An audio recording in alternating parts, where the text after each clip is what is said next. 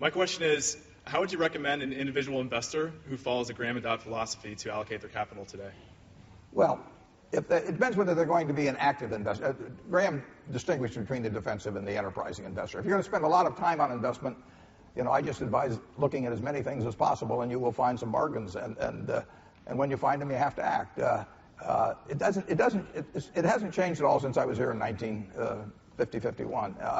And it won't change the rest of my life. So you start turning pages. When I got out of school, I turned every page in Moody's, 10,000 some pages, twice, looking for companies. And you have to find them yourself. The world isn't going to tell you about great deals. You have to find them yourself, and that takes a fair amount of time. So if you're not going to do that, if you're just going to be a passive investor, then I just advise an index fund bought consistently over a long period of time. The one thing I will tell you is that the worst investment you can have is cash. Everybody's talking about cash being king and all that sort of thing, but most of you don't look like you're overburdened with cash anyway. So, but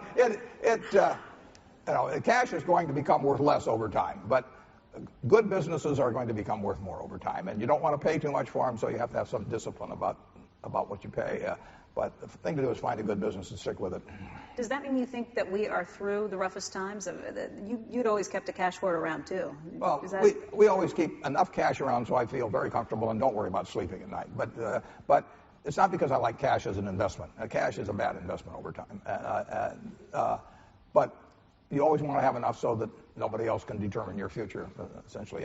The financial panic is behind us. The economic spillout, which came to some extent from that financial panic, it's still with us. It will end. I don't know whether it'll end tomorrow or next week or next month or maybe a year, but it won't go on forever. And to sit around and try and pick the bottom, people were trying to do that last March, and the bottom hadn't come in unemployment, the bottom hadn't come in business, but the bottom had come in stocks. So don't pass up something that's attractive today because you hope you're going to find something way more attractive tomorrow.